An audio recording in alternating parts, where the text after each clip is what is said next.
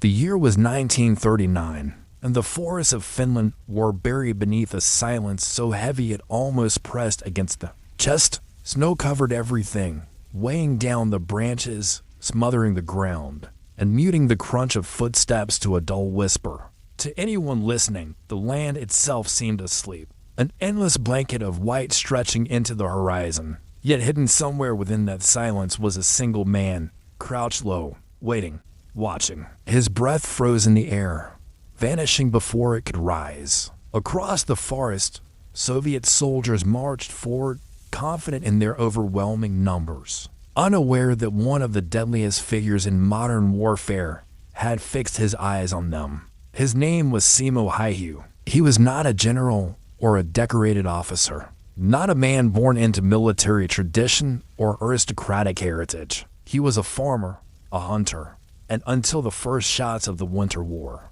an ordinary Finnish citizen who kept to himself. Yet when the Soviet Union launched its massive invasion of Finland in November 1939, Simo's life transformed. In just over 3 months, this quiet man would become a nightmare for thousands of enemy soldiers, a living legend nicknamed the White Death. But to understand how a farmer could stand against an army, you must first understand the world that shaped him. Simo Häyhä was born in 1905 in the small Finnish village of Rotjärvi, a place so close to the Russian border that the line separating the two nations felt less like a political boundary and more like a neighbor's fence. His family lived a life defined by simplicity. Farming was their livelihood, hunting their necessity, and survival their everyday task. For most of his early years, Simo worked the land, tending livestock, cutting timber, and learning the quiet patience that rural life demanded.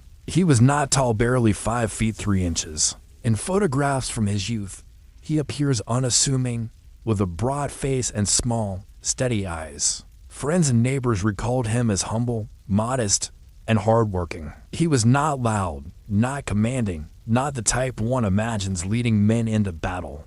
Yet beneath the quiet exterior was a remarkable discipline. As a young man, he developed a fascination with marksmanship. He joined the local civil guard, where he practiced shooting relentlessly. Unlike many who relied on expensive scopes or advanced equipment, Simo preferred the iron sights of a simple rifle. He trained in winter, in the biting cold, shooting at moving targets across snow-covered ranges. Without realizing it, he was preparing for a future no one could have predicted.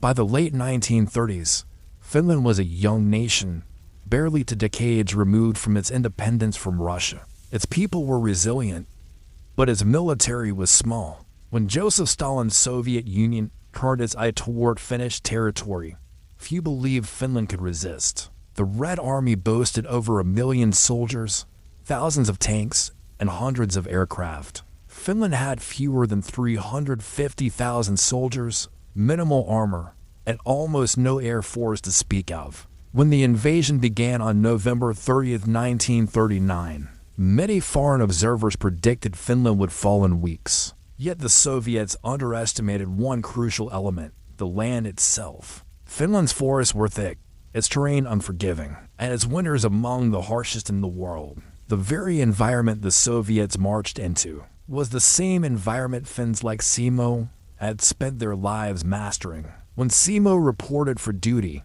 he carried no illusions of grandeur. His gear was basic, standard wool clothing layered beneath white camouflage, a bread bag with a few rations, and his trusted M2830 rifle, a Finnish variant of the Russian Mosin Nagant. Unlike many snipers of his era, he did not use a telescopic sight. He preferred the plain iron sights, which offered two distinct advantages. First, they prevented the telltale glint of glass that could betray a sniper's position.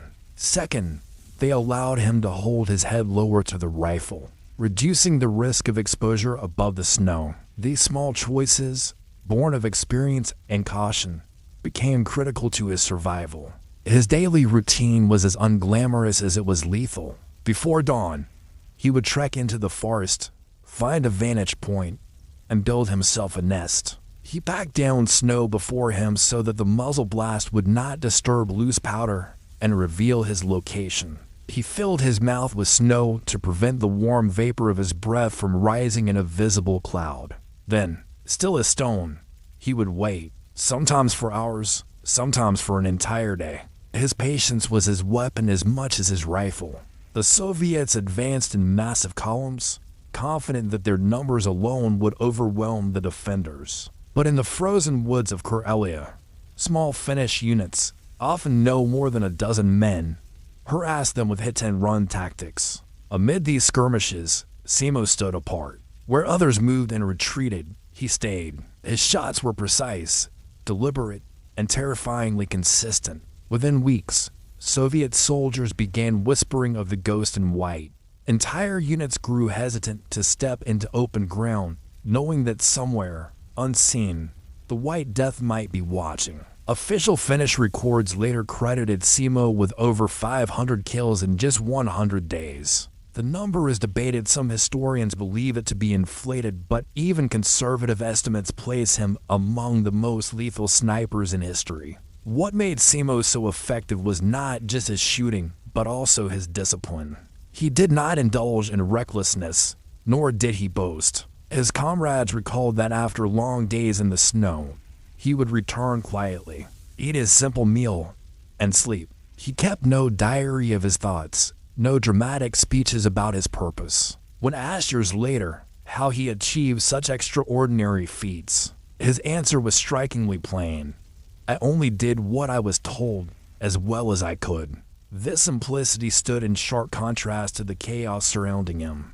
The Winter War was brutal. Temperatures plunged as low as -40 degrees Celsius. Frostbite and starvation claimed lives alongside bullets. Soviet troops, unprepared for the conditions, suffered terribly. Tanks froze in the snow, supply lines faltered, and morale collapsed. Yet through this suffering, Simo endured, one man turning the forest into his shield.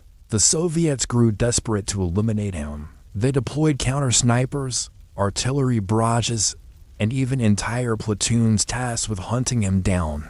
Entire sections of forest were shelled simply because commanders suspected he might be there.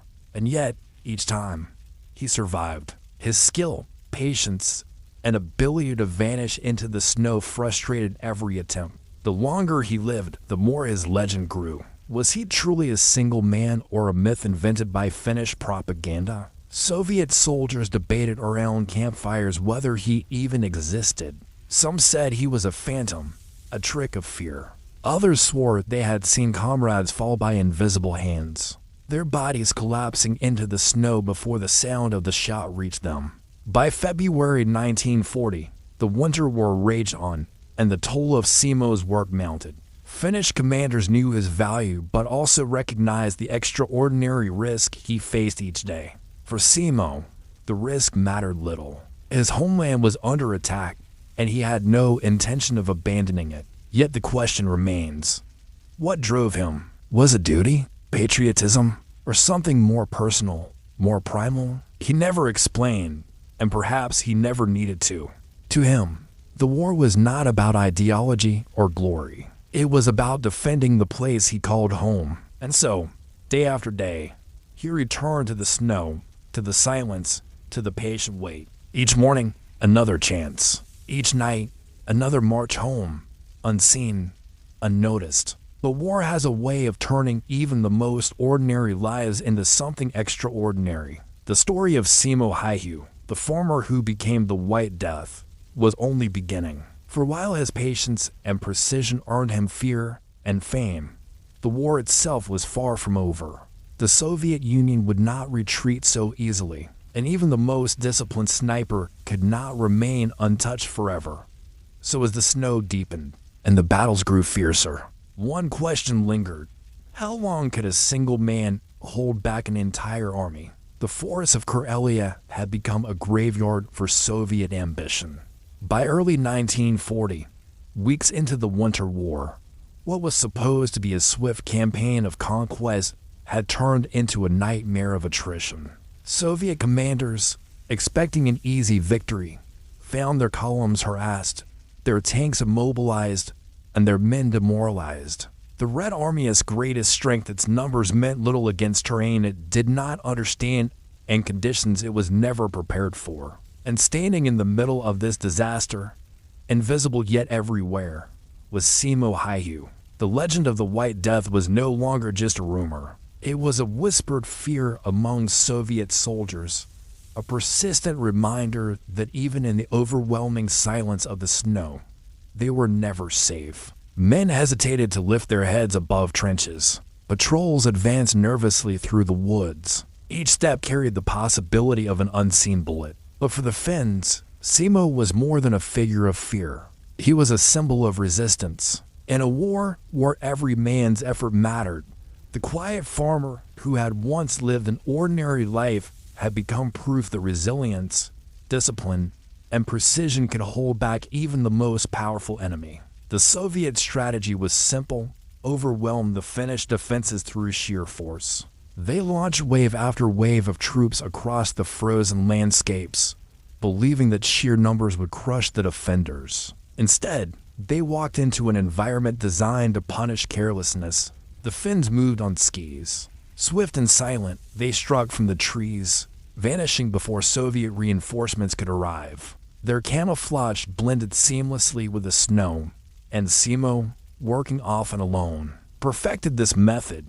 He selected positions where the snowdrifts created natural cover or where fallen branches offered concealment. He studied Soviet patterns, learning when soldiers would pause, when they would expose themselves to cross open ground, and when they would stop to rest. To him, war was not chaos, it was a pattern to be read, a sequence of mistakes waiting to be punished. He never carried more than he needed. Bread, sugar cubes, and ammunition were all he asked for. He traveled light, moving by instinct through forests he knew like the back of his hand. His comrades noted his silence. He spoke little, but when he did, it was direct. He did not boast of his successes, nor did he dwell on fear. He simply continued, day after day, as though the extraordinary had become routine.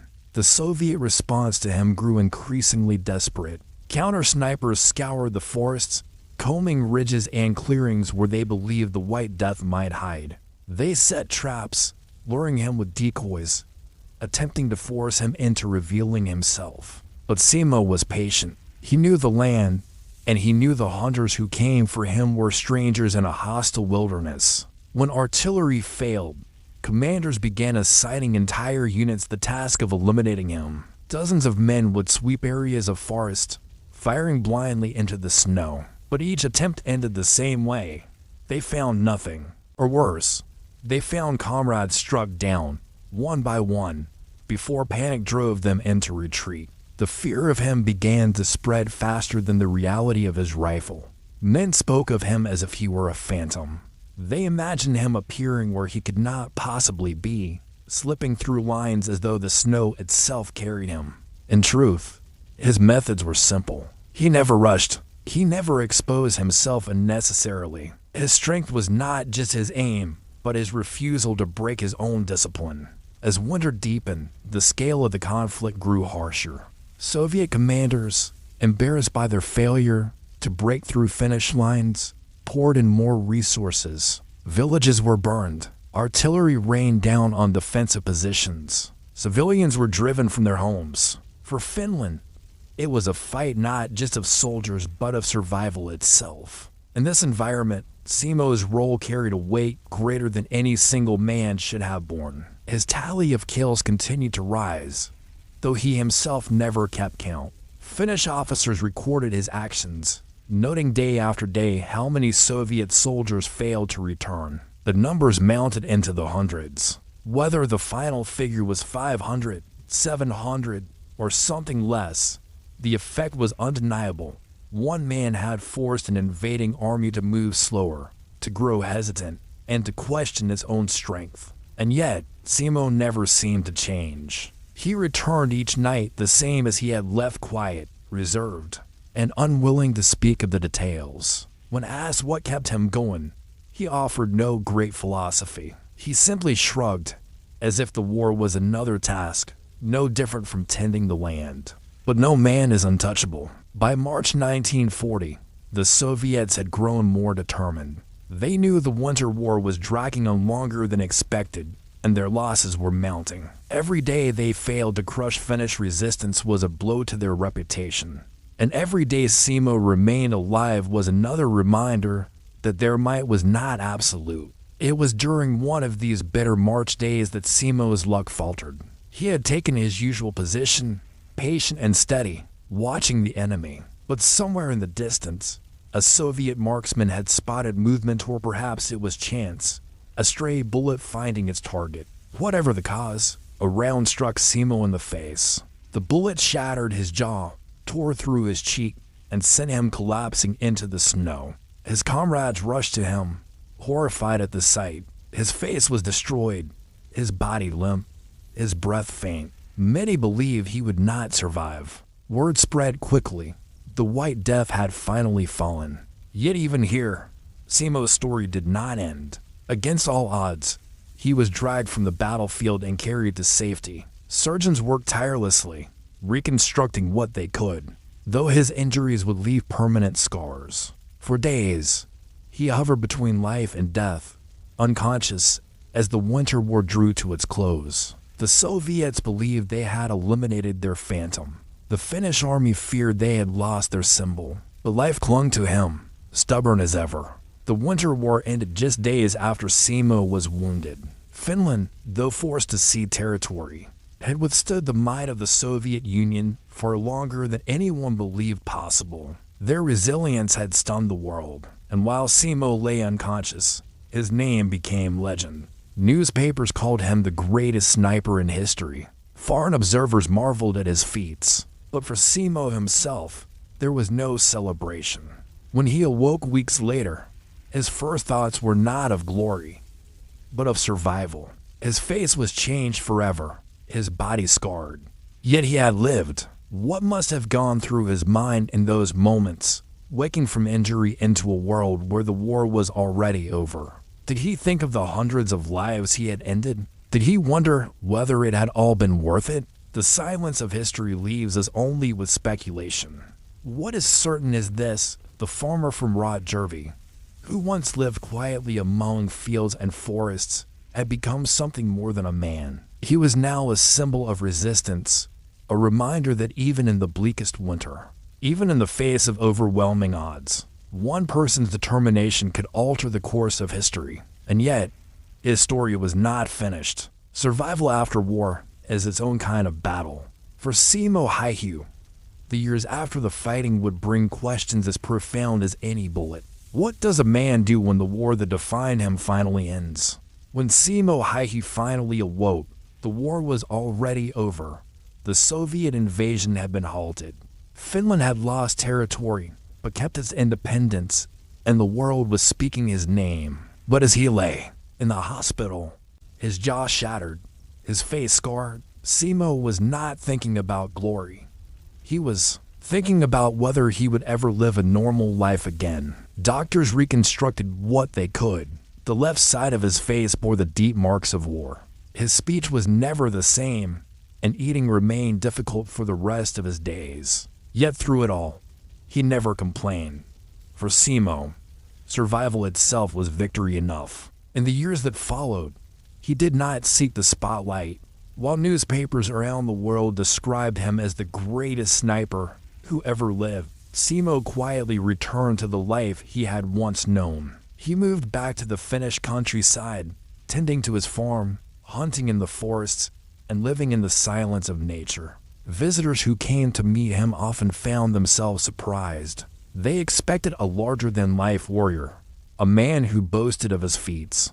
Instead, they met a soft-spoken farmer, short in stature and humble in demeanor, who rarely spoke of the war. When asked about his incredible record, he simply replied, "I only did what I was told to do, what needed to be done."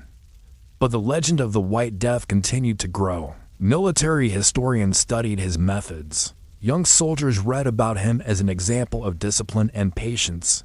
To the Finnish people, he remained a symbol of resistance, a reminder of how their small nation had stood against overwhelming odds.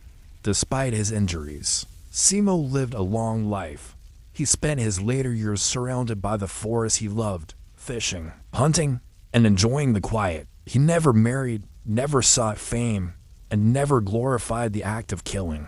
To him, the war had been a duty, not a triumph. In 2002, at the age of 96, Simo Haihu passed away peacefully in his home. Finland mourned not just for the man, but for what he represented: the spirit of endurance, the will to resist, and the strength of one individual to shape the course of history. And so, the story of the White Death ends not with the sound of a rifle, but with silence, the same silence that once blanketed the forests of Karelia, a silence in which one farmer, armed with patience and skill, stood against an army and became a legend. But history is filled with such unlikely heroes. Some, like Simo, fought in the snow. Others, like the man you will hear about next, walked willingly into the heart of a nightmare no soldier could have imagined. Because our next story is about Witold Pilecki, the man who volunteered to enter Auschwitz. It was September 1940, and the streets of Warsaw were silent in a way only occupied cities could be. German patrols moved through the avenues, boots echoing against cobblestones, their helmets glinting in the autumn light. The Polish people had already endured a year of Nazi occupation, and with each passing day, whispers of atrocities grew darker. Rumors spread of strange camps where people went in and never returned. Most men did everything possible to avoid being caught in a German roundup. But Witold Pilecki, a Polish cavalry officer and member of the underground resistance, did the unthinkable. He wanted to be caught. Pilecki was no ordinary soldier. Born in 1901, he had fought in Poland's earlier struggles for independence, and when the Germans invaded in 1939, he fought again. But as Poland fell under Nazi occupation, he realized that the war was no longer fought in the open fields. It was now a battle of intelligence, secrecy, and survival. The underground resistance in Warsaw had begun hearing disturbing reports. Thousands of Polish citizens, Jews, intellectuals, priests, anyone the Germans considered undesirable, were being deported to a place called Auschwitz. No one truly understood what was happening there. Was it a labor camp, a prison, or something far worse? The world outside remained largely blind. The Germans kept their secrets well, and in 1940, the word Auschwitz had not yet become synonymous with death. The resistance needed answers. Someone had to go inside. Pilecki volunteered. His plan was almost unimaginable. He would allow himself to be arrested during one of the Nazi street roundups. Once inside Auschwitz, he would gather intelligence, organize resistance, and then somehow get word out to the Polish underground. On the morning of September 19, 1940, Witold Pilecki joined a crowd of civilians deliberately caught in a German sweep. As he was herded onto a transport train, packed tightly with others, the air thick with fear and sweat, he knew there was no guarantee he would ever return. The train doors closed, sealing in the terrified whispers of hundreds of men. Hours later, when the doors finally opened, Pilecki stepped onto the platform of Auschwitz. The camp was a world apart. Barbed wire stretched endlessly, guard towers loomed, and the smell of smoke lingered in the air. Prisoners in striped uniforms shuffled silently under the eyes of armed SS guards. New arrivals were beaten, shouted at, and stripped of belongings and dignity. Witold Pilecki was no longer a Polish officer. He was prisoner number 4859. From the very beginning, he saw brutality everywhere. Men were executed for the smallest infractions. Others were worked to exhaustion until their bodies simply gave out. Disease spread quickly. Hunger gnawed at every prisoner, and the cold Polish nights cut through even the strongest. But Pilecki had a mission, and even in that hell, he began to work. He started slowly, carefully, whispering encouragement to fellow prisoners, sharing bread when he could, observing the routines of the guards, the layout of the camp, and the movements of prisoners. And quietly, he began to build something unthinkable inside Auschwitz, a secret underground Resistance. Through coded messages smuggled out by prisoners who managed to escape, Pilecki's reports reached the Polish resistance on the outside. He wrote of the starvation, the torture, and the executions. He described the endless transports of Jews, entire families disappearing into the camp. He detailed how men collapsed during forced labor, how the sick were left untreated, and how the weakest were singled out and killed. And as months passed, his reports grew darker. For Auschwitz was changing, no longer just a prison. It was becoming something else, something far worse. Pilecki was among the first to tell the world what Auschwitz truly was. But in 1940, few could comprehend the scale of what he was describing. The words death camp had not yet entered the global vocabulary. Imagine, for a moment, being there with him, surviving on a crust of bread, sleeping in freezing barracks, watching men beaten to death before your eyes. Yet in the midst of this, he organized resistance cells, distributed stolen food, and even sabotaged Nazi operations within the camp. Every day he risked his life not just by being there, but by working against the very system designed to destroy him. And yet, as brutal as those first months were, Pilecki knew that Auschwitz was only beginning to reveal its darkest purpose. The transports grew larger, the killings were more systematic, and the questions are more urgent. What exactly was Auschwitz becoming, and could Pilecki survive long enough to let the world know? Life inside Auschwitz settled into a rhythm of terror. Each morning began with roll call. Prisoners lined up in the freezing cold for hours, the weak collapsing and left to die where they fell. Guards shouted, dogs barked, and the smell of burning filled the air. For most prisoners, survival meant keeping their heads down, doing whatever was necessary to avoid attention. For Woodhull Pilecki, survival meant something else. He was building a network. By late 1940, Pilecki had quietly organized small groups of trusted prisoners. These groups acted in cells, so if one was captured, others might survive. Their purpose was simple but dangerous: to support each other, to resist when possible, and above all, to gather information. He taught men how to steal scraps of food without being caught, how to share medicine, and how to keep their strength just enough to endure. He encouraged secret prayers, whispered songs, and any act that kept the human spirit alive.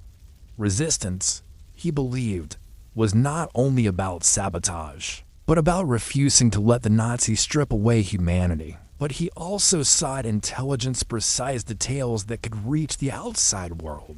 Using smuggled notes, bribed guards, and prisoners who managed to escape, Pilecki's messages reached the Polish resistance in Warsaw. Those reports painted one of the earliest clear pictures of Auschwitz. His descriptions were chilling. He wrote of how transports arrived daily, with thousands of Jewish men, women, and children unloaded from trains. Families torn apart, mothers screaming for children who vanished into the lines of guards. Some were forced into hard labor, others disappeared into buildings from which smoke poured endlessly. At first, even the underground could scarcely believe the scale. Mass executions, industrialized killing. The reports seemed almost impossible. But as the months passed, Pilecki's words were confirmed by more and more witnesses. Auschwitz was no longer just a prison camp. It was becoming a factory of death. Amid the horror, Pilecki's resistance did what little they could. They stole food from German supplies and redistributed it among starving prisoners. They smuggled messages, sabotaged work when possible, and even stole weapons from careless guards. In one daring act, they managed to build a secret radio transmitter inside the camp. Using scavenged parts, for a brief time, they broadcast directly to Warsaw, sending out the first live updates from inside Auschwitz. The transmitter was eventually discovered and destroyed, but by then, its message was clear. The nightmare was real.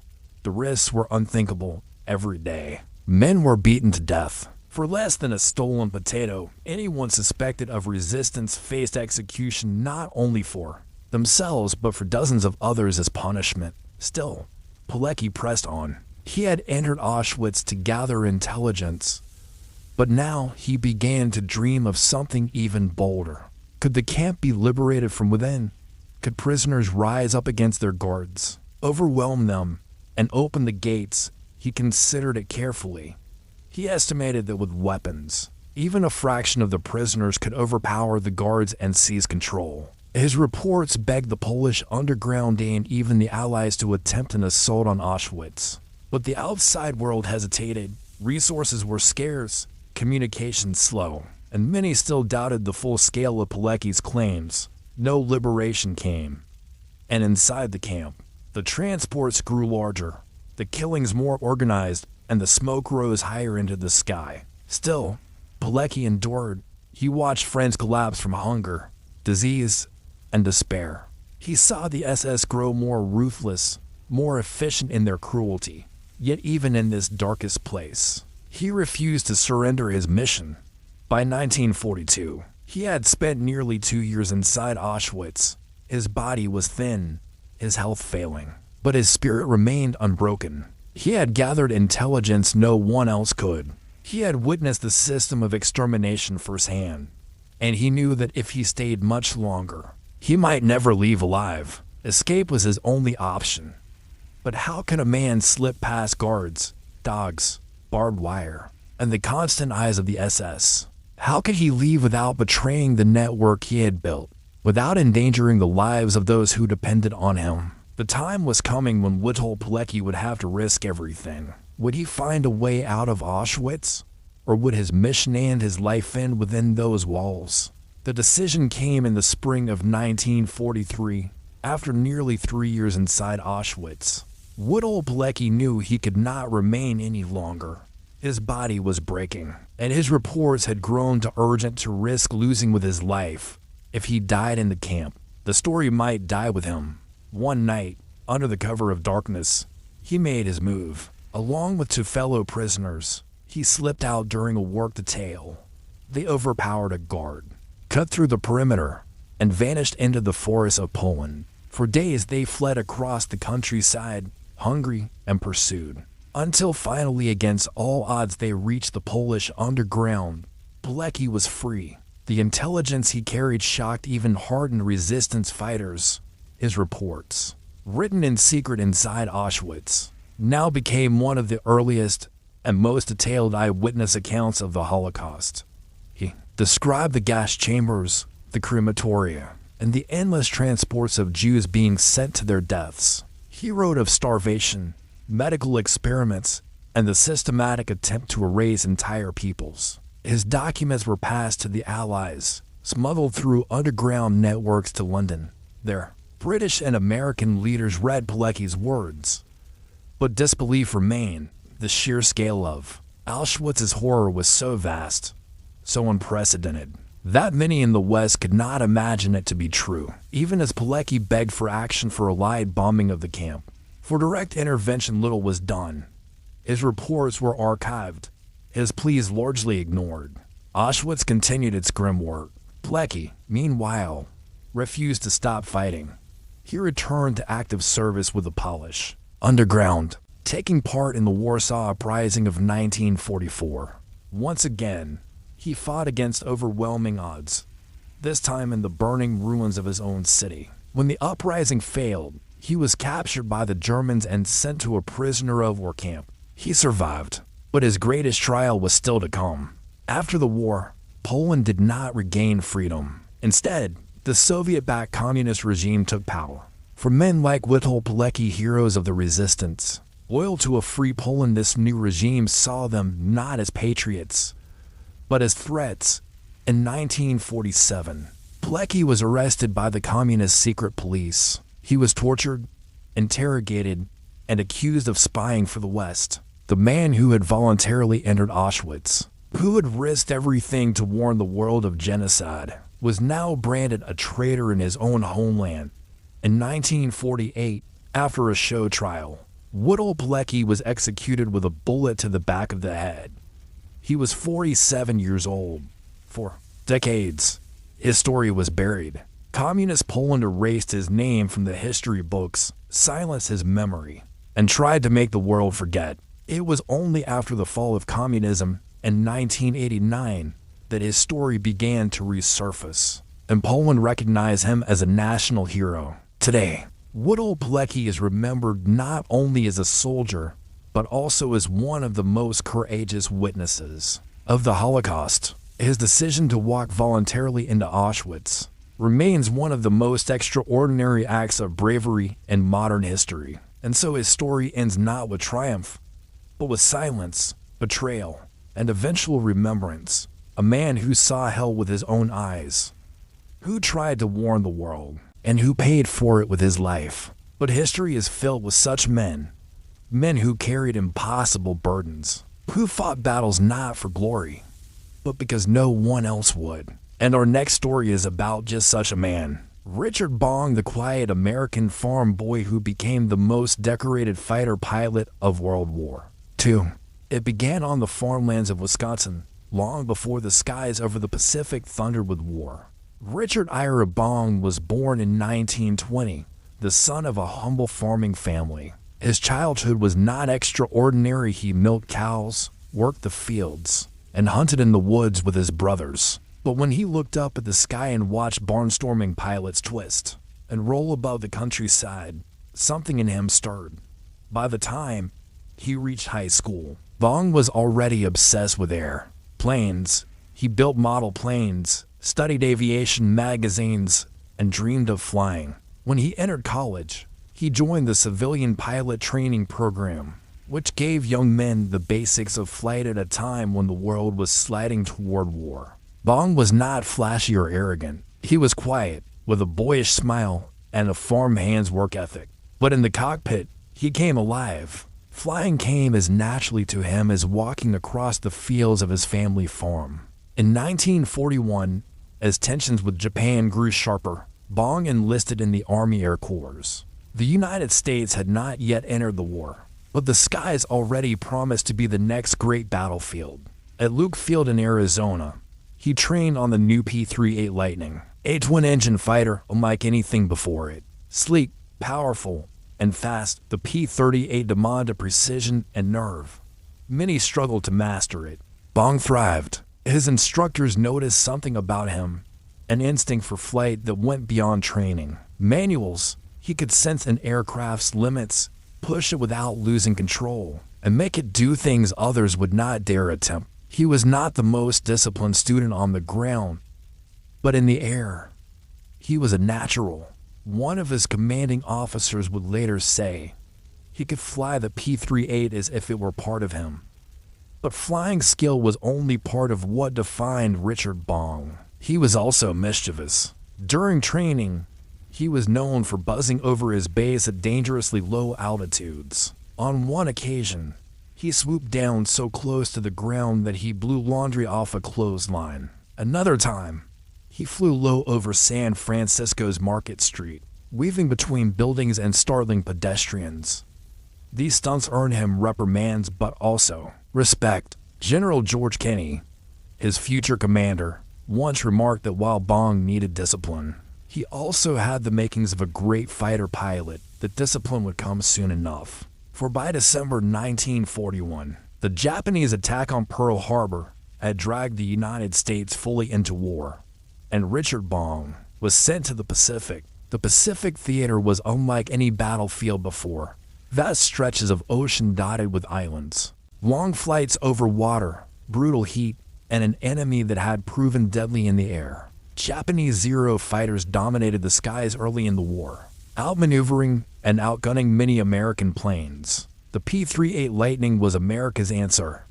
Its twin engines gave it range. Its heavy machine guns packed power, and in the right hands, it could match the Zero. In Bong's hands, it became a weapon of legend. He joined the 49th Fighter Group in New Guinea in 1942. The conditions were harsh jungle airstrips, sweltering humidity, malaria, and constant danger. But Bong adapted quickly. Within weeks, he scored his first aerial victories. Japanese fighters fell from the sky under his guns, and his reputation grew. What set him apart was not just his accuracy, but also his patience. Bong did not waste ammunition on reckless bursts. He closed and carefully, held steady, and fired only when he was certain. It was said that he never missed. As the months passed, his kill count climbed. 5 victories made a pilot an ace. Bong reached the number quickly. 10, 15, 20, the numbers grew, and with them, his legend. Yet Bong remained humble. He wrote home to his family about flying but never bragged about his kills. To him, it was duty, not glory. His letters often spoke more about food, weather, and the little moments of camp life than about combat. But among his fellow pilots, he became something more than just another ace. He was the man others wanted on their wing, the one they trusted to watch their backs in the chaos of battle. Still, with each new mission, the danger increased. Japanese pilots were skilled, aggressive, and willing to die for their empire. Every flight carried the risk of never returning. Bong's calm focus and unmatched aim kept him alive. But even he knew luck could run out at any moment. By 1943, Richard Bong was already America's top ace in the Pacific. But the war was far from over. The Japanese still controlled vast territories, and the skies remained contested. The question now was not whether Bong would survive the next mission, but how far his skill, his patience, and his strange mix of humility and daring would carry him. Would he simply become another casualty of the endless Pacific battles? Or was Richard Bong destined to reach heights no American pilot had ever reached before? When Richard Bong first arrived in New Guinea, no one could have guessed just how quickly his name would rise above all others. But by 1943, every pilot in the Pacific knew who he was. The skies above the jungles and seas became his hunting ground. Day after day, mission after mission, Bong flew his P-38 Lightning into danger. And each time, more Japanese aircraft fell to his guns. He had a method that was uniquely his own. Other pilots might dive recklessly into a dogfight, but Bong was patient. He studied his enemy, circled until he found the perfect angle, and only then struck with lethal precision. His trigger finger was steady, his aim unshakable. One comrade later recalled, "If Bong fired, you could count on a plane going down." He never wasted bullets, and yet, despite his growing fame, Bong remained playful, almost boyish. But the war was unforgiving. Dogfights in the Pacific skies were brutal, decided in seconds. One mistake meant death. Bong faced not only Japanese Zeros but also exhaustion, malaria, and the constant grind of combat. Still, his kill tally grew. 10, 15, 20. By late 1943, he had become America's leading ace. Newspapers back home printed his name, turning the quiet farm boy from Wisconsin into a national hero. Yet Bong himself wrote to his family with humility, often downplaying his achievements. To him, it wasn't about glory, it was about surviving the next mission and protecting the men flying beside him. Then came a mission that sealed his reputation. Over the skies of Papua, Bong and his squadron encountered a large group of enemy fighters. The odds were stacked against them. But Bong did not flinch. With calm precision, he dove into the formation, blasting one plane from the sky, then another. His wingmen followed his lead, inspired by his fearlessness. By the end of the battle, several enemy aircraft were destroyed and Bong had added more victories to his record. When he landed, men rushed to count the bullet holes in his P-38. It was riddled with scars. But somehow, Bong had survived yet again. By 1944, Bong's score passed 25 kills, then 30. Each number broke another record. He became a living legend, the ace of aces. Yet he carried himself without arrogance. When younger pilots asked him for advice, he told them simply, "Don't waste ammunition.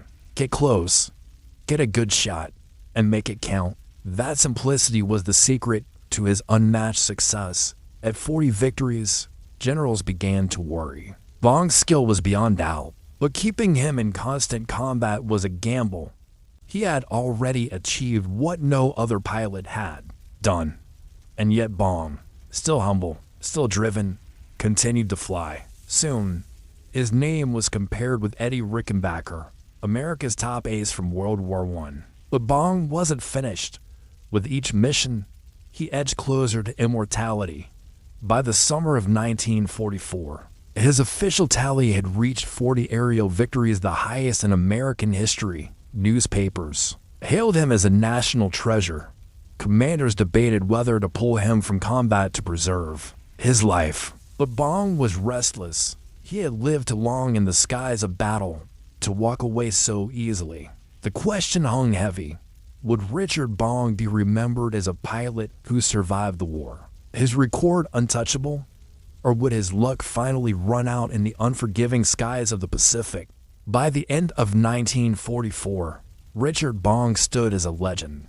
40 enemy aircraft were destroyed, more than any other American pilot in history. He was only 24 years old, and yet, with greatness came responsibility. His commanders made a difficult choice.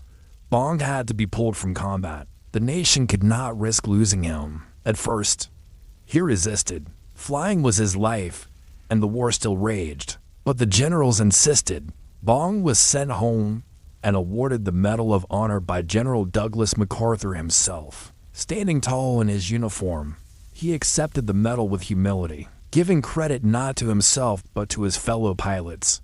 Life in America, however, was not easy for him. He was celebrated, invited to parades, and cheered by crowds.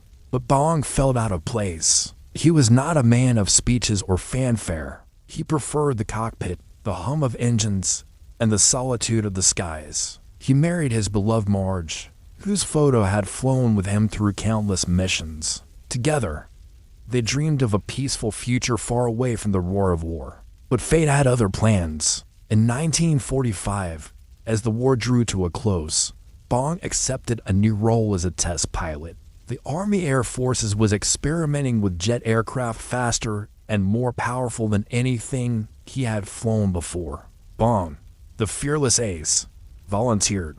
On August 6, 1945, the same day the world learned of the atomic bombing of Hiroshima, tragedy struck. Bong was testing a new jet, the P-80 Shooting Star, over California. Something went wrong during takeoff. The plane crashed, and Richard Bong was killed instantly. He was just 24 years old. The news shocked the nation. America's ace of aces, the farm boy from Wisconsin who had survived hundreds of battles in the Pacific, was gone not in combat, but in an accident at home. Newspapers carried his photo on the front page, but the moment was overshadowed by the breaking news of Hiroshima. Many Americans learned of Bong's death only in passing, as the world turned its attention to the dawn of the atomic age. For those who remembered him, though, his legacy was clear. Bong embodied courage, skill, and humility. He had fought not for fame, but for the men beside him, for his country, and for the belief that ordinary people could rise to extraordinary heights. Today, his record of 40 aerial victories still stands. His hometown of Poplar, Wisconsin, built a museum in his honor. A bridge carries his name, and every pilot who studies the history of air combat knows the story of the quiet young man who became America's greatest ace. As you reflect on Bong's short but remarkable life, one question lingers. What might he have achieved had fate granted him more time? And with that, Richard Bong's story comes to a close. Now, let us turn to the next tale. Another soldier who, against impossible odds, fought an entire army almost entirely alone. Imagine walking into a land where no one has ever seen a person who looks like you. Imagine thousands of eyes turning, whispers spreading like fire, and children rushing to touch your skin to see if the color will rub off. For one man in 16th century Japan, this was not imagination, it was reality. His name was Yasuke, and his arrival marked the beginning of one of the most extraordinary transformations in history. From an African servant to a samurai in the service of one of Japan. As most powerful warlords, Yasuke's early life remains wrapped in mystery. Historians believe he was born somewhere in East Africa, possibly in present-day Mozambique or Sudan. He may have been enslaved, or perhaps he had already been serving in military or trade circles before his journey east. What we know for certain is that by the late 1570s, Yasuke was in the service of Jesuit missionaries traveling through India and into Japan. When Yasuke arrived in Japan in 1579, the country was in turmoil. This was the Sengoku period, an age of endless wars between rival lords, each fighting for dominance. Villages burned, castles fell, and alliances shifted like the tides. It was in this chaotic world that Yasuke first set foot, towering over the Japanese people at over 6 feet tall and astonishing height in an era when the average man was much shorter. News of the mysterious giant spread quickly. The Jesuits brought him to Kyoto, where he drew crowds so large that people crushed together, desperate for a glimpse. Some even died in the chaos, trampled by the press of the curious. It was here that Yasuke came to the attention of one of Japan's most ambitious leaders, Oda Nobunaga. Nobunaga was no ordinary daimyo. He was ruthless, innovative, and determined to unify Japan under his rule. But he was also fascinated by the strange and the new. When he first saw Yasuke, he was struck not only by his size but also by his presence. The story goes that Nobunaga, skeptical that Yasuke's skin could truly be black, ordered him to strip to the waist and be scrubbed.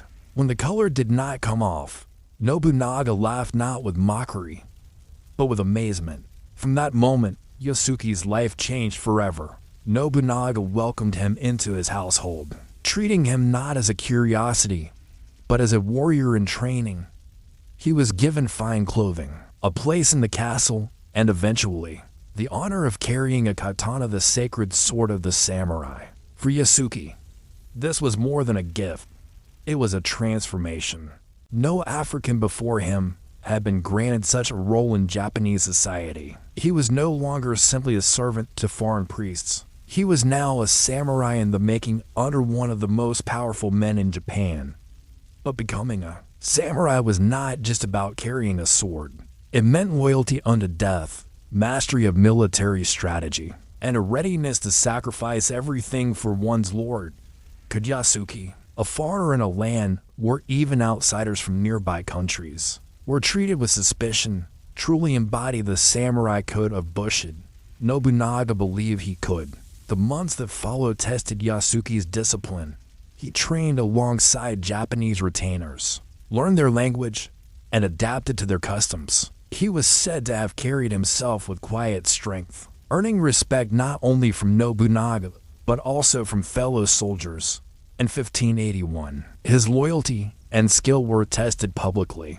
During a grand parade in Kyoto, Nobunaga ordered Yasuke to march at his side.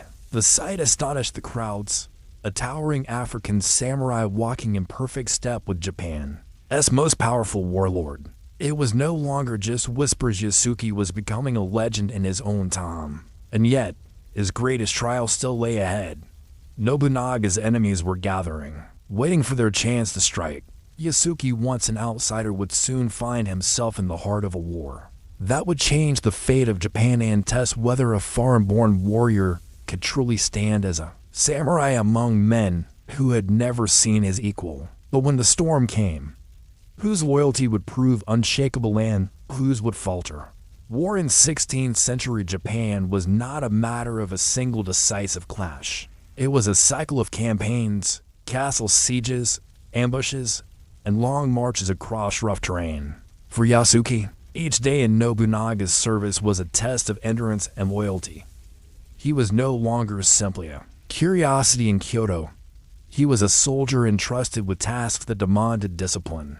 Nobunaga's army relied on ashigaru foot soldiers, mounted samurai, and increasingly on firearms imported from Europe. Yasuke, who had traveled with the Jesuits and seen weapons and tactics from abroad, quickly adapted to this new world of warfare.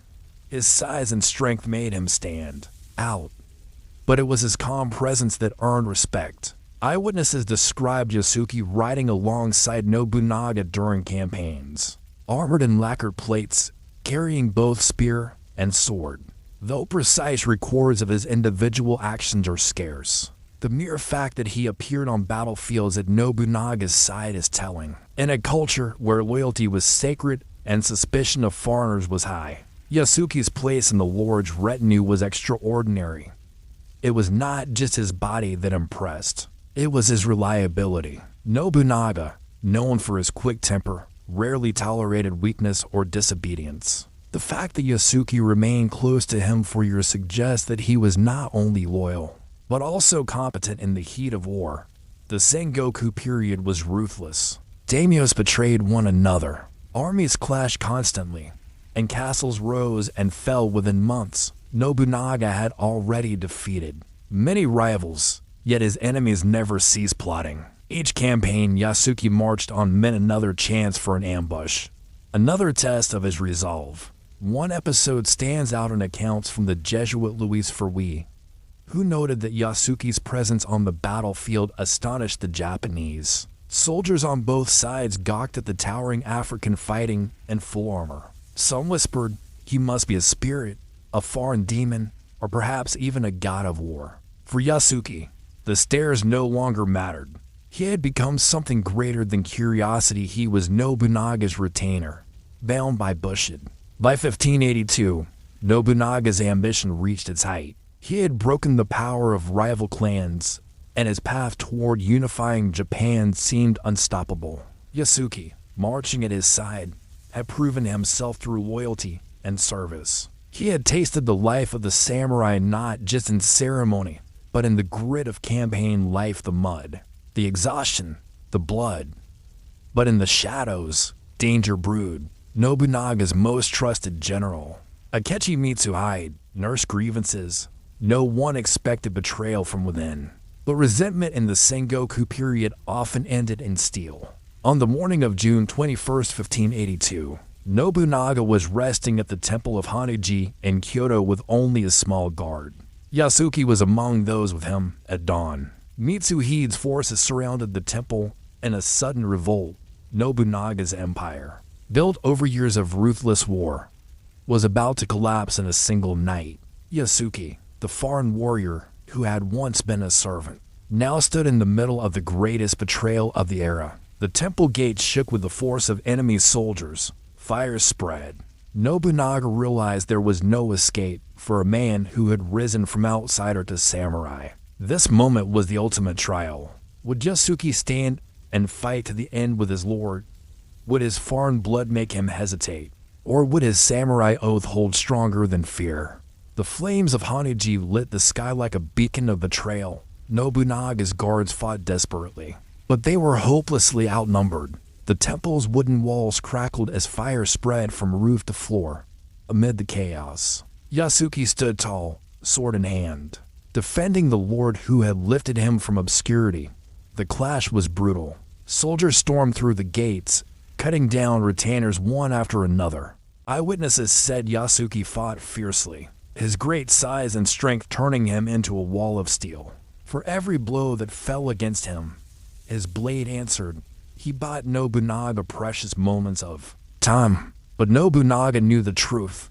Surrounded, without hope of escape, he chose the only path left to a samurai, seppuku, the ritual of self-inflicted death. The warlord who dreamed of unifying Japan ended his life in the burning temple, leaving Yasuke and the others with a choice to fight to the last breath or to surrender and face the enemy as mercy. What happened next has been debated by historians for centuries. Jesuit accounts say that Yasuke was captured alive. Mitsuhide's men were puzzled by him. Some wanted him killed on the spot, but others argued that he was not truly Japanese and thus not bound by the same expectations of death in battle. According to Louis Ferwi, Yasuke was spared. He was taken into custody and eventually returned to the Jesuit missionaries, who had first brought him to Japan. After that, the record falls silent. Did he remain with the missionaries until his death?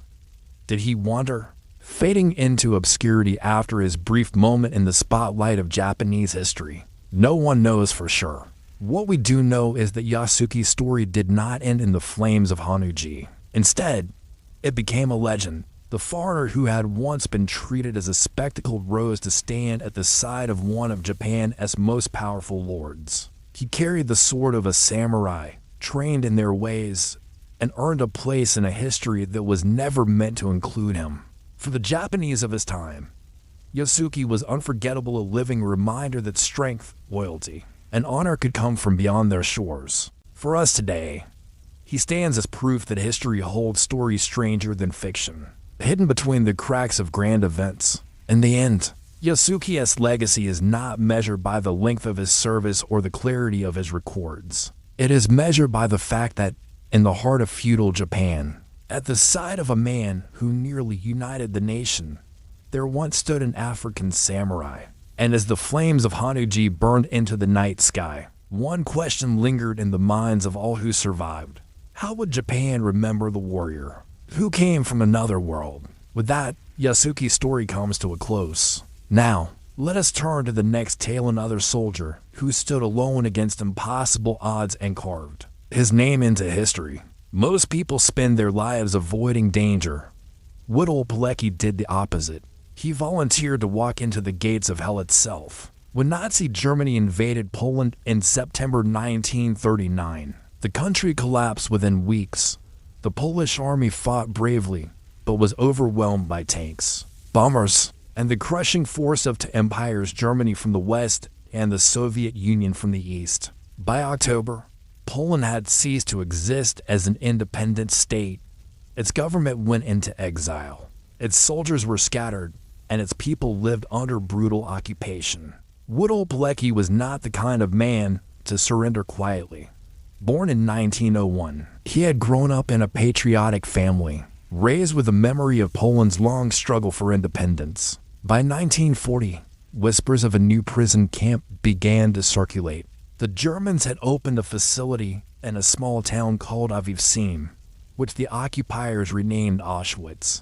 At first, few understood its true purpose. The Nazis claimed it was merely for political prisoners, a place to hold dissidents and rebels. But the Polish underground suspected something far darker was happening behind its barbed wire and watchtowers. Someone had to find out the truth. Pilecki, quiet and determined, stepped forward. His proposal was unthinkable. He would deliberately get himself arrested, sent to Auschwitz, and then report from inside. He wanted to build a resistance movement within the camp, gather intelligence on Nazi crimes, and smuggle that information to the outside world. It was a suicide mission. In September 1940, Pilecki carried false identity papers and joined a roundup in Warsaw. German soldiers swept through the streets, seizing hundreds of men, beaten and forced into trucks. Pilecki was taken to Auschwitz as prisoner number 4859. The first days were a descent into nightmare. Prisoners were stripped, shaved, and beaten. The air reeked of smoke and filth. Guards shouted orders with rifle butts and whips. Many of the men arrested with Pilecki were dead within weeks, starved, worked to exhaustion, or shot for the smallest offense. Yet Pilecki endured. He had entered this place willingly, and he had a mission. Inside the camp, he began quietly building connections. At first, it was just whispered conversations with fellow Polish prisoners. Slowly, they formed secret groups, passing notes, sharing food, and keeping hope alive. It was a resistance movement inside Auschwitz itself. From stolen scraps of paper and smuggled reports, Pilecki began to record the unimaginable. Prisoners dying by the thousands, executions are carried out daily, experiments, torture, starvation. Each piece of information was passed out of the camp, carried by brave couriers, and eventually reached the Polish resistance in Warsaw. But Auschwitz was changing. By late 1941, the camp had expanded. It was no longer just a prison, it was becoming the center of the Nazi plan to exterminate entire peoples. Jews from across Europe began arriving in cattle cars, families torn apart, most marching directly to the gas chambers. Pilecki and his underground comrades saw the horror unfold in real time. They tried to help where they could, sharing stolen medicine, passing food, offering words of hope, but the scale was beyond comprehension.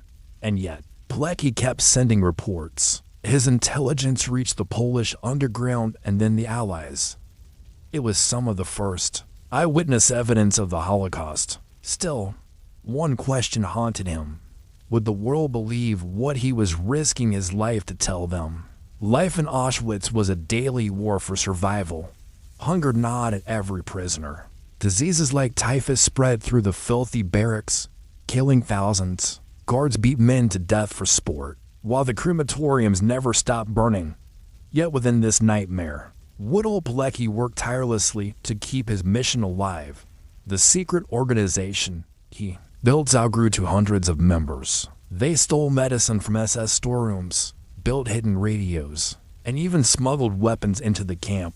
Every act of defiance was punishable by death. But they pressed forward. Through his underground network, Pilecki's reports slipped out of Auschwitz, written and coded. Language and carried by couriers who risked everything. The messages described horrors the outside world struggled to imagine. The Allies read his words: mass shootings in courtyards. Starvation was so severe prisoners ate grass. The first accounts of gas chambers, where entire trainloads of Jews were murdered within hours of arrival. For many, these reports sounded too monstrous to be true. How could any human system be built for industrialized killing? But Pilecki knew it was real. He lived it every day. Despite despair all around him, he clung to a higher purpose. He told fellow prisoners, "We must survive long enough for the world to hear us." Some nights, when the guards were gone, he and his comrades whispered prayers or hummed songs of home. A stolen crust of bread was shared like treasure. Small acts of humanity kept hope alive in the darkest place on earth. By 1942, Pilecki's reports had painted a picture clearer than any rumor. Auschwitz was not just a prison. It was the beating heart of Nazi terror, a factory of death. Still, the Allies hesitated. While his intelligence reached London, many dismissed it as exaggerated. To believe it would mean admitting that the Nazis were carrying out a genocide on an unimaginable scale. Pilecki knew waiting was no longer enough. His mission had begun with gathering evidence, but now he dreamed of something more. He wanted an uprising. By 1943, Woodhull Pilecki realized that waiting for the Allies to act was hopeless. His secret army inside Auschwitz was ready for rebellion, but weapons were scarce, and the risk of a massacre loomed over every prisoner. He made the hardest decision of his mission: he would escape only by reaching the outside world himself. Could he convince others of what was happening? On a spring night, under the cover of darkness, he slipped past guards with two comrades. Using smuggled uniforms, stolen tools, and sheer nerve, they cut through the wire and sprinted into the woods. Shots rang out and dogs barked in the distance, but by morning they were free. Few men had ever escaped Auschwitz alive. After weeks of hiding and moving through occupied Poland, Pilecki reached the underground resistance. He carried with him the most detailed account of Auschwitz yet: names, numbers, and methods of killing. His reports, known today as the Woodhull Reports, were smuggled to London. He begged for action: air raids, supply drops, even a direct assault on the camp. But again, the Allies hesitated. To them, Auschwitz was just one target among many in a global war. Pilecki's frustration was immense. He had risked everything, only to watch the world remain silent as the killings grew. Yet he never stopped fighting. He joined the Warsaw Uprising in 1944, battling in the streets for his nation's freedom. When the war ended, Poland fell under Soviet control. Pilecki, who had risked his life against the Nazis, now worked against communist oppression. But this time, fate was cruel. In 1947, he was arrested by the Soviet-backed regime, accused of espionage. After brutal torture, he was executed in 1948, his grave never marked, his story buried for decades. Only years later did the world finally learn of Woodhull Pilecki's sacrifice. Historians uncovered his reports, revealing how one man had walked into the gates of hell, gathered the truth, and fought until the very end. Today, he is remembered not just as a soldier, but as a symbol of moral courage. And as you think about Pilecki's choice to volunteer for Auschwitz, to escape, and to die for freedom, you might ask yourself, in the face of unimaginable evil, what would you have done? In the autumn of 1942, as the chill of winter began to creep into the ruins of Stalingrad, a city already reduced to rubble, a quiet hunter from the Ural Mountains was about to change the course of one of the most brutal battles in human history. His name was Vasily Ivanovich Zaitsev, and though he carried nothing more glamorous than a standard rifle fitted with a scope, he would soon become one of the deadliest soldiers of the Second World War. But to understand his story, you must first picture the world in which he lived. Because without the background, his legend loses its weight. Stalingrad was not just a battlefield. It was the beating heart of Soviet resistance. The city stretched along the banks of the Volga River, its factories once humming with life now reduced to skeletal remains, producing little more than echoes of explosions. When Hitler turned his gaze eastward in 1942, Stalingrad became a prize not for its economic value but for its name. To conquer Stalin's city would be a symbolic humiliation of the Soviet leader himself, and to defend it became an obsession for the Red Army. Life in Stalingrad was reduced to the bare essentials of survival. Civilians dug cellars beneath the rubble to hide from artillery barrages, while soldiers turned bombed-out factories into fortresses. Rats scurried through piles of debris, feeding on the unburied dead, and hunger gnawed at everyone equally, soldiers and civilians alike. The German Sixth Army, confident at first, found themselves trapped in a city where every street corner hid death, and every building became a miniature battlefield. It was into this nightmare that Vasily Zaitsev arrived. Born in 1915 in Yelenenskoye, a small village in the Urals, he grew up in a world far removed from the grand politics of Moscow or Berlin. His family lived close to the land. Hunting was not a sport, but a necessity. As a boy, Zaitsev learned to stalk deer through thick forests, to wait patiently for hours in the snow, and to fire with absolute precision.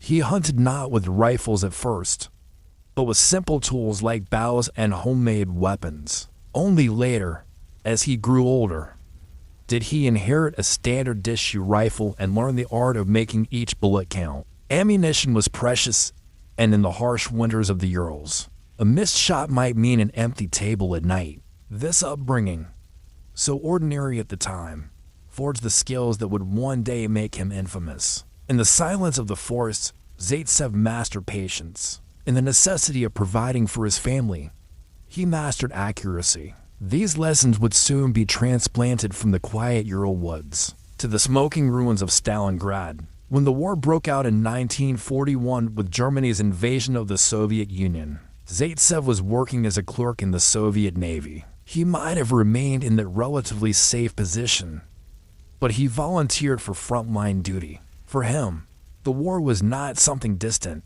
It was an existential threat. He was transferred to the 1047th Rifle Regiment of the 284th Rifle Division, and by the autumn of 1942, he found himself among the thousands ferried across the Volga into a city under siege. The crossing itself was a test of courage. German planes circled above, strafing the waters, while artillery fire made every journey a gamble. Soldiers huddled in boats, gripping their rifles and praying they would make it to the other side. For many, the crossing was their last living memory. Those who survived arrived in a city that looked more like the surface of the moon than a place humans once called home. Zaitsev, however, did not flinch.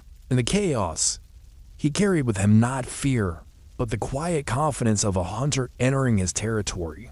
The ruins of Stalingrad, with their broken windows, twisted metal beams, and endless shadows, became his forest. Where others saw destruction, he saw cover. Where others feared ambush, he saw opportunity. At first, his role was unremarkable. He was issued a standard Mosin Nagant rifle, with no special equipment, no celebrity. But soon, his talent began to show. In his first 10 days, Zaitsev reportedly killed 40 enemy soldiers.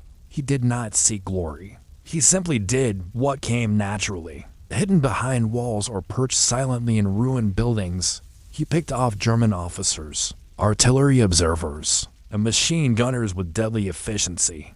His philosophy was simple: one bullet, one life. His reputation spread quickly.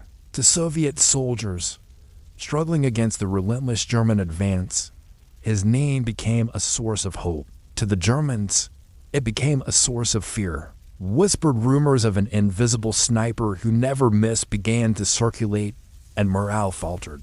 In a battle where courage was often all that kept men moving forward, such whispers carried real weight. But Zaitsev's impact went beyond his own rifle. He understood that his greatest contribution would not be in the number of kills he personally made, but in teaching others to do the same. He began training younger soldiers, passing on the lessons of patience, camouflage, and precision. He showed them how to use the ruins of the city to their advantage, how to crawl silently through the rubble, how to wait for hours without moving, and how to read the smallest sign of movement in the distance. Under his guidance, a whole generation of Soviet snipers was born, turning Stalingrad into a place where every step could be fatal for an occupying soldier. Life for Zaitsev was not glamorous. There were no special rations, no comfortable quarters. Like everyone else, he ate meager portions of bread, soup so thin it was closer to water, and whatever scraps could be scavenged. He slept in freezing buildings, often alongside the bodies of comrades who had fallen earlier that day. The cold bit through clothing, and frostbite was a constant threat. Yet he remained focused. Hunger and cold were inconveniences. The mission was everything. The battle raged day and night. German artillery hammered the city without pause, while Soviet counterattacks turned every block into a seesaw of control. A factory might be captured by Germans in the morning, retaken by Soviets in the afternoon, and lost again by evening. Amid this chaos, Zaitsev's calm precision was a rare constant. His rifle spoke when it needed to, and each shot mattered. By November 1942, his tally of confirmed kills had risen into the hundreds. Official Soviet records credit him with 225 confirmed kills during the Battle of Stalingrad, though some accounts suggest the true number was even higher. He became a symbol not just of Soviet resilience, but of the idea that one individual, armed with skill and patience, could tilt the scales of war. Yet with fame came greater danger. The German command could not ignore the disruption Zaitsev was causing. Soviet snipers trained by him were picking off officers, paralyzing communication lines, and spreading fear. Something had to be done. In response, the Germans deployed one of their own top snipers, an experienced marksman said to have come from the elite sniper school in Berlin. The mission, to hunt and kill Vasily Zaitsev. The stage was set for a duel unlike any other. Not a clash of armies, but of two men, each trained to perfection, each hunting the other in the ruins of a shattered city. For days, they stalked each other, waiting, watching, never knowing if the next step would be their last. And it was here, in the silence of Stalingrad's ruins, that Zaitsev faced perhaps the greatest test of his life. The duel between Vasily Zaitsev and the German sniper is one of those stories that blends into legend, passed down not only in Soviet accounts, but also in films and novels. Yet, when we strip away the dramatization, what remains is still compelling. Two men, each armed with patience and a rifle, waiting for the other to make the smallest mistake. To understand it, we must return to the ruins of Stalingrad, where silence could be deadlier than gunfire. The German sniper sent to eliminate Zaitsev was reportedly a major in the Wehrmacht, known in Soviet records as Major Knig, though historians debate whether that was his real name or a creation of wartime propaganda. Regardless of his precise identity, what matters is that he was highly skilled trained in one of Germany's sniper schools and dispatched specifically to hunt down the Soviet marksman, who would become a thorn in the 6th Army Assad. The battlefield was the shattered cityscape itself. Imagine collapsed walls, twisted metal, and endless hiding places. Both men knew that the advantage lay not in shooting quickly, but in shooting last. To fire and miss was to reveal one's position, and in sniper duels, that almost always meant death. Zaitsev did not face this challenge alone.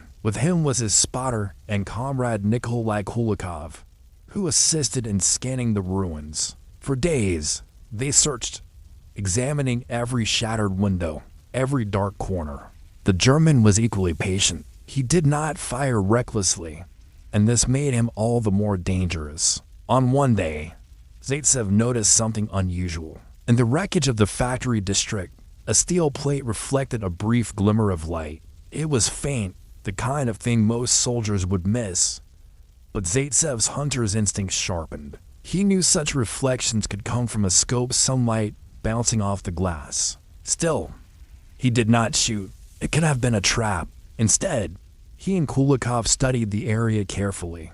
They realized the reflection was not coming from the top of a wall, but from a position deeper in the ruins, suggesting that the German had carefully concealed himself beneath rubble with only the smallest slit available to aim through. The stalemate stretched into hours. Kulikov grew restless, but Zaitsev remained calm. He explained to his comrade that patience, not bravado, would decide the outcome. They watched the slit, waiting for the tiniest mistake. Finally, the German made his move. The helmet lifted ever so slightly. Perhaps as a decoy, many would have fired. But Zaitsev recognized the ruse. He held his fire, waiting. Moments later, a small flicker of movement betrayed the true position of the scope. That was the opportunity. Slowly, with steady breath, Zaitsev squeezed the trigger. His bullet found its mark. The silence of anticipation gave way to finality. The duel was over. The German sniper would hunt no more. Whether every detail of this account is historically precise is debated. Some scholars argue the duel was embellished by Soviet propaganda, while others accept it as fact. But for those who lived in Stalingrad, the story carried real weight. It showed that even the most skilled enemy could be defeated by patience, observation, and determination. For Soviet soldiers, it was a tale of reassurance. The hunter of men had outwitted his own hunter. After the duel, Zaitsev returned to his work. For him, there was no time to savor victory. Stalingrad remained a city of fire and ruin, and every day demanded vigilance. German forces pressed relentlessly, attempting to capture key factories and the riverbank. The Soviets clung desperately to every inch of ground, often fighting room by room, floor by floor. Zaitsev continued his sniping duties, but he also focused heavily on training others. He created a sniper school right in the ruins, using basements and empty rooms as classrooms. There, he taught new recruits how to blend with shadows, how to use patience as a weapon, and how to shoot only when certain. These snipers multiplied across the city, turning every ruin into a potential death trap for German troops. It is said that under Zaitsev's guidance, hundreds of snipers emerged, many of whom went on to rack up dozens, even hundreds, of kills themselves. In this way, his impact went far beyond his personal tally. He turned a skill into a doctrine, one that would ripple across Soviet armies long after Stalingrad. But life for Zaitsev was still filled with hardship. His body, like those of his comrades, suffered from exhaustion, hunger, and disease. Ammunition was often scarce, and rations barely sustained life. There were moments when he fought with little more than determination keeping him upright. Nights were freezing, with soldiers huddled together for warmth, and days were spent crawling through dust and ash. Yet through it all, his will remained unbroken. He once remarked to comrades that hunting in the Urals had taught him not just how to shoot, but also how to endure silence and cold without complaint. In Stalingrad, these qualities mattered as much as marksmanship. By December 1942, the tide of battle began to shift. Soviet counteroffensives encircled the German 6th Army, cutting them off from supplies. Inside the pocket, German soldiers began to starve. Much as the Soviets had months earlier, the hunters had become the hunted. Zaitsev continued his work until late in the battle, when he suffered a severe injury. A mortar explosion sent shrapnel into his face, damaging his eyes. For a time, he faced the possibility of permanent blindness. He was evacuated from the front for treatment, and though his vision was saved after surgery, his days as a sniper in Stalingrad were effectively over. Still, his influence remained. His students carried forward the work. continuing to pick off German troops until the city finally fell, when Paulus, the German commander, surrendered in February 1943. It marked not just a Soviet victory, but a turning point in the entire war. And among the many who had contributed to that victory, the name of Vasily Zaitsev had already become legend. The story of Zaitsev's duel and his training school within the ruins was retold countless times. In Soviet media, they were embellished, shaped, and mythologized. Yet at the core, the truth remained simple. One man, raised as a hunter, had applied his childhood lessons to one of history's bloodiest battles, and in doing so, changed not just the outcome of a fight, but the spirit of an army. Still, his story was not over. The war would continue, and Zaitsev would return to battlefields elsewhere. He would live beyond Stalingrad, carrying the weight of both his fame and his scars. But as the smoke of Stalingrad cleared and the frozen corpses of the 6th Army lay scattered across the ruins, one question lingered. How much of Zaitsev's legend was fact, and how much was crafted to inspire? When the Battle of Stalingrad ended in February 1943, the city was little more than a graveyard. Entire districts were flattened, factories stood like skeletons, and the frozen earth was littered with the remains of both Soviet and German soldiers. In this desolation, Vasily Zaitsev's story could have ended. His face was scarred, his vision temporarily dimmed by shrapnel wounds, and his body exhausted by months of relentless combat. Yet, like the city itself, he endured. After his injuries in late 1942, Zaitsev had been carried across the Volga for medical treatment. His eyes, badly damaged, required delicate surgery. Soviet doctors worked tirelessly, and against the odds, his sight was restored. The operation became a symbol in itself, just as the Soviet Union refused to bow to German invasion. So did its soldier refuse to yield to blindness. For a time, Zaitsev was celebrated across the Soviet Union. His name appeared in newspapers, his image on posters. He received the highest honor, the title of Hero of the Soviet Union, along with the Order of Lenin and the Gold Star Medal. He was paraded as proof that ordinary men, drawn from humble origins, could rise to extraordinary heights when their country demanded it. But behind the ceremonies lay a quieter man. Zaitsev was not naturally drawn to fame. He had been a hunter, a clerk, and then a soldier. Fame was thrust upon him, and though he accepted it dutifully, he never saw himself as a hero. To him, he had done what was necessary, protecting his comrades and using the skills life had given him. Once recovered, he returned to active duty. His injuries had not broken his spirit. He commanded a sniper school, training yet more marksmen for service at the front. These schools produced hundreds of skilled shooters, who were then dispatched across different battlefields. Many carried with them not just technical skills, but Zaitsev's personal philosophy, patience, discipline, and the idea that each bullet must have purpose. He continued to serve through the later years of the war, though none of his battles carried the same mythic weight as Stalingrad. By 1945, as the Red Army pushed into Germany itself, Zaitsev was still present, his name firmly etched into Soviet military lore. When the war ended, Zaitsev transitioned to civilian life, as so many millions of soldiers did. He settled in Kyiv, working quietly in administrative roles. At a factory, his life, once measured by rifle shots and whispered duels in the ruins of a burning city, became measured by paperwork, routines, and the daily rhythms of peace. For many years, his wartime experiences were remembered only in Soviet military circles and occasional propaganda. Stalingrad had become a symbol of Soviet resilience, and Zaitsev remained one of its most recognizable figures. Yet he himself did not seek the spotlight. He lived modestly, married, and raised a family. Time, however, has a way of reshaping memory. By the late 20th century, as the Soviet Union began to loosen its grip on history, new generations discovered Zaitsev's story. Western historians, too, became fascinated with the duel in Stalingrad. Some argue that the details of the duel with Major Knig were exaggerated or even invented by Soviet propaganda. Others insisted it had a basis in truth, pointing to eyewitness accounts. The debate continues. Even today, for Zaitsev himself, the debate would have seemed unimportant. He had lived through the battle, trained his comrades, and fought until his body could no longer carry him.